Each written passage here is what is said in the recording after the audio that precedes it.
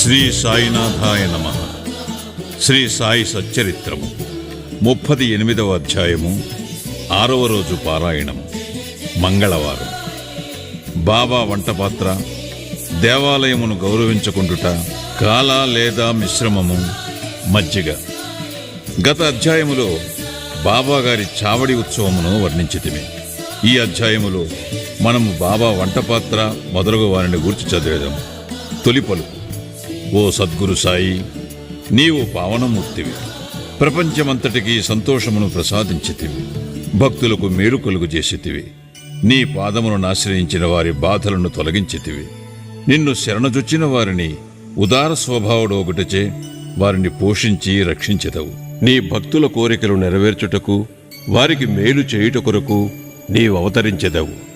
పవిత్రాత్మయను ద్రవసారమును బ్రహ్మమనుడి అచ్చులో పోయగా దాని నుండి యోగులలో అలంకారముకు సాయి వెడలను. ఈ సాయి ఆత్మారాముడే. స్వచ్ఛమైన దైవకానందమునకు వారు పుట్టినిల్లు. జీవితేచ్ఛలనియు పొందినవారై వారు భక్తులను నిష్కాములను చేసి విముక్తుల చేసిరే. బాబా వంటపాత్ర. యుగయుగములకు శాస్త్రములు వేర్వేరు సాధనములను ఏర్పాటు చేసి ఉన్నవి.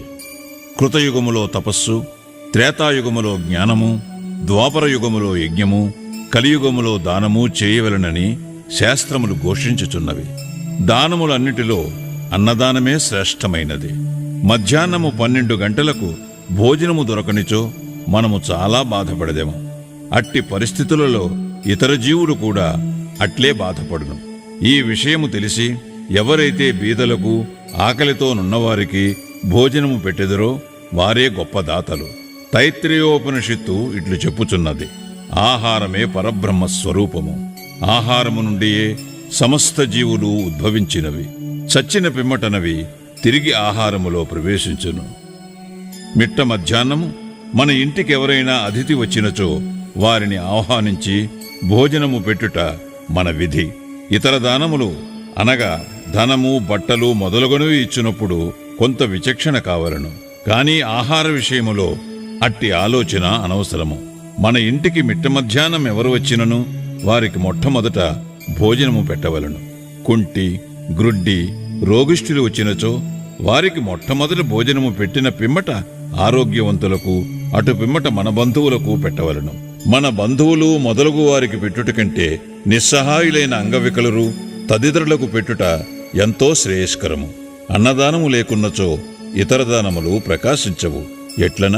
చంద్రుడు లేని నక్షత్రముల వలె, పతకము లేని కంఠహారము వలె, పెంచము లేని కిరీటము వలె, కమలము లేని చెరువు వలె, భక్తి లేని భజన వలె, కుంకుమ బొట్టు లేని పుణ్యస్త్రీ వలె, బొంగురు కంఠము గలవారి పాట వలె, ఉప్పు లేని మజ్జిగ వలె రుచింపవు.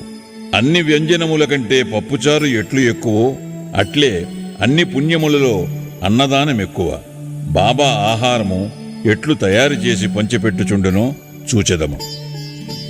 బాబా కొరకు చాలా తక్కువ భోజనము కావలసి ఉండెను. అదియు కొన్ని ఇండ్ల నుండి భిక్షాటనము చేసి తెచ్చుకొనిటి వారిని ఇదివరకే తెలుసుకొంటిమి.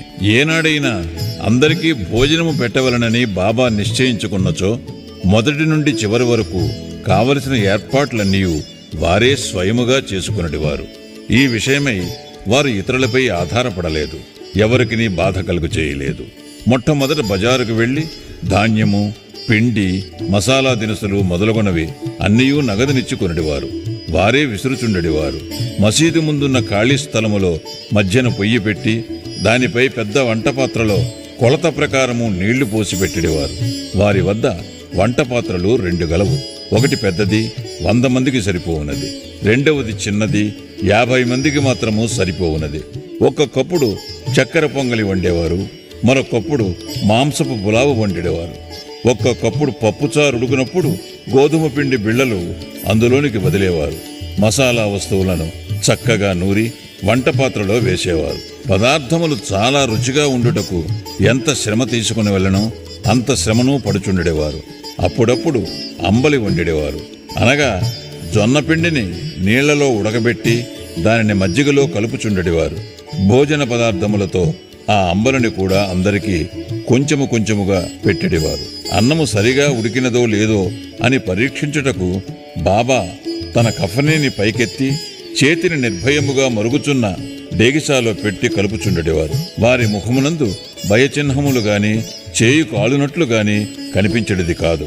వంట పూర్తి కాగానే బాబా ఆ పాత్రలను మసీదులోనికి తెచ్చి మౌల్యీచే ఆరగింపు పెట్టించేవారు. మొట్టమొదట కొంత మహల్సాపతికి తాత్యాకు ప్రసాదముగా పంపించిన పిమ్మట మిగతా దానిని బీదవాండ్రకు దిక్కులేని వారికి సంతృప్తిగా పెట్టుచుండేది. బాబా స్వయముగా తన చేతులతో తయారు చేసి స్వయముగా వడ్డించగా భోజనము చేసిన వారు నిజముగా ఎంతో పుణ్యాత్ములు, అదృష్టవంతులై ఉండవలెను. బాబా తన భక్తులందరికీ శాకాహారము మాంసాహారము ఒకే రీతిగా పెట్టుచుండెనాయని ఎవరికైనా సందేహము కలుగవచ్చును. దీనికి జవాబు సులభము, సామాన్యమైనది. ఎవరు మాంసాహారులో అట్టివారికే ఆ వంట పాత్రలోనిది పెట్టిడేవారు. మాంసాహారులు కానివారిని ఆ పాత్రను కూడా ముట్టనీయలేదు. వారి మనసులలో దీనిని తినుటకు కోరిక కూడా కలుగునిచ్చుడివారు కారు. గురువుగారు ఏదైనా ఇచ్చినప్పుడు దానిని తినవచ్చునా లేదా అని యోచించే శిష్యుడు నరకమునకు పోవునను రూఢి కలదు. దీనిని శిష్యులు బాగా గ్రహించి నెరవేర్చుచుండిరో లేదో చూచుటకు బాబా ఒక్కొక్కప్పుడు పరీక్షించుచుండెడివారు. దీనికొక ఉదాహరణము. ఒక ఏకాదశి నాడు దాదా కేల్కర్కు కొన్ని రూపాయలిచ్చి కొరాల్బాకు పోయి మాంసము కొని తెమ్మెనను.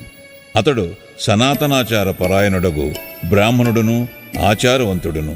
సద్గురువుకు ధనము ధాన్యము వస్త్రములు మొదలగును ఇచ్చుట చాలదనియు, కావలసినది అక్షరాల గురువు ఆజ్ఞను పాటించుటేయనియు గురువు ఆజ్ఞానుసారము నెరవేర్చుటేయనియు ఇదియే నిజమైన దక్షిణయనియు దీనివలనే గురువు సంతుష్టి చెందెదరనియు అతనికి తెలియను. కనుక దాదా కేల్కర్ దుస్తులు ధరించి బజారుకు బయలుదేరను. కాని బాబా అతనిని వెంటనే పిలిచి తానే స్వయముగా పోవలదనియు ఇంకెవరినైనా పంపుమనెను. అతడు పాండువను నౌకరును పంపెను. వాడు బయలుదేరట చూచి బాబా వానిని కూడా వెనుకకు పిలిపించి ఆనాడు మాంసము వండుట మానుకునేది. ఇంకొకసారి బాబా దాదా కేల్కర్ను పిలిచి పొయ్యి మీదున్న పులావు ఉడికినదో లేదో చూడమనెను. కేల్కర్ దానిని పరీక్షించకయే సరిగానున్నదని జవాబిచ్చాను. అప్పుడు బాబా, నీవు కండ్లతో దానిని చూడలేదు, నాలుకతో రుచి చూడలేదు, రుచిగానున్నదని ఎట్లు చెప్పితివి? మూత తీసి చూడుము అనుచు బాబా అతని చేతిని పట్టుకుని మరుగుచున్న డేగిసాలో పెట్టెను.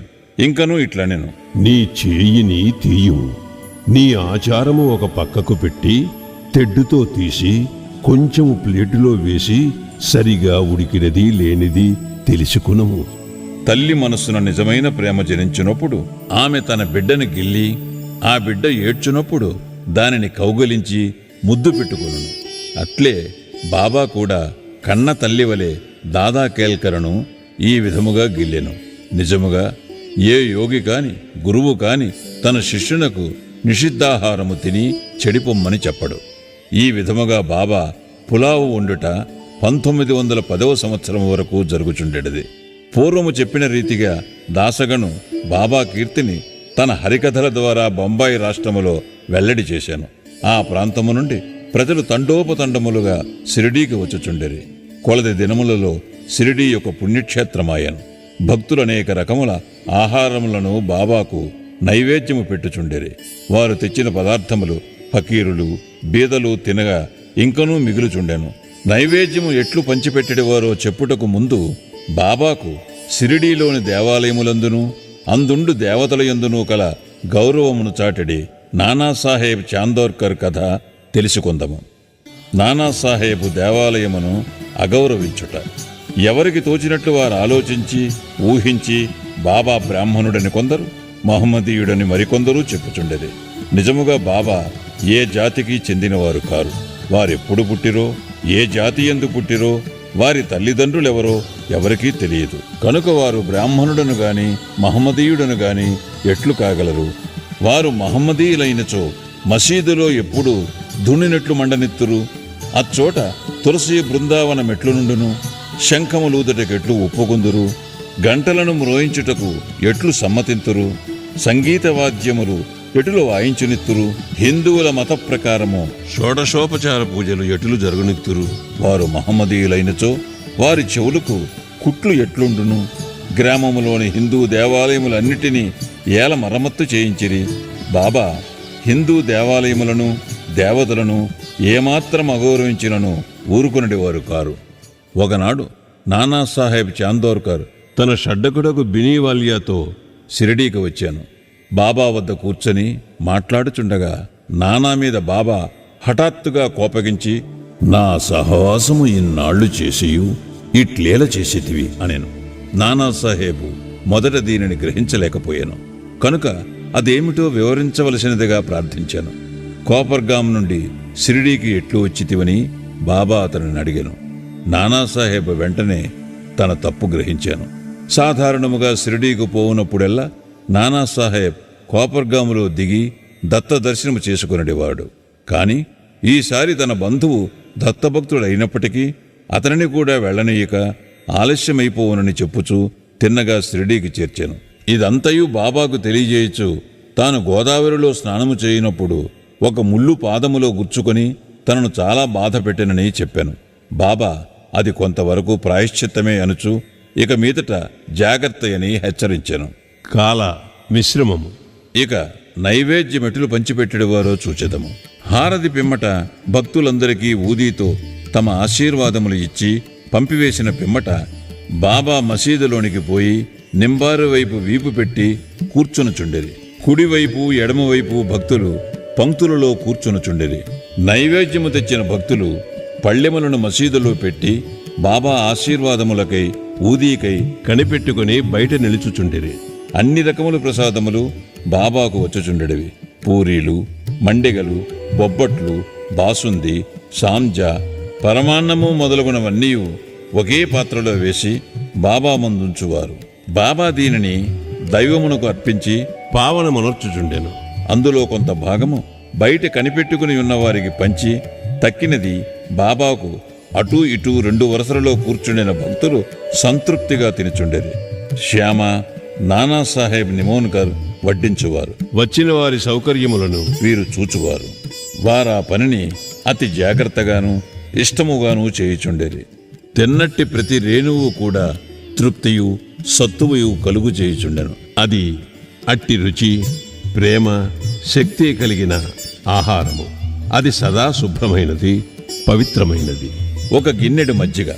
ఒకనాడు హేమాడ్ పంత్ మసీదులో అందరితో కడుపు నిండా తినెను. అట్టి సమయమున బాబా అతనికి ఒక గిన్నెడు మజ్జిగ త్రాగుమని ఇచ్చాను. అది తెల్లగా చూచుటకు ఇంపుగా నుండెను. కాని అతని కడుపులో ఖాళీ లేనట్లుండెను. కొంచెము పీల్చగా అది మిక్కిలి రుచిగా నుండెను. అతని గుంజాటనము కనిపెట్టి బాబా అతనితో ఇట్లనెను, దానినంతయూ త్రాగు. నీకు ఇక మీదట ఇట్టి అవకాశము దొరకదు. అతడు వెంటనే దానినంతయూ త్రాగెను. బాబా పలుకులు సత్యమయ్యాను. ఏలన త్వరలో బాబా సమాధి చెందిరి. పాఠకులారా, హేమాడ్ పంతుకు మనము నిజముగా నమస్కరించవలను. అతడు గిన్నెడు మజ్జిగను ప్రసాదముగా త్రాగెను.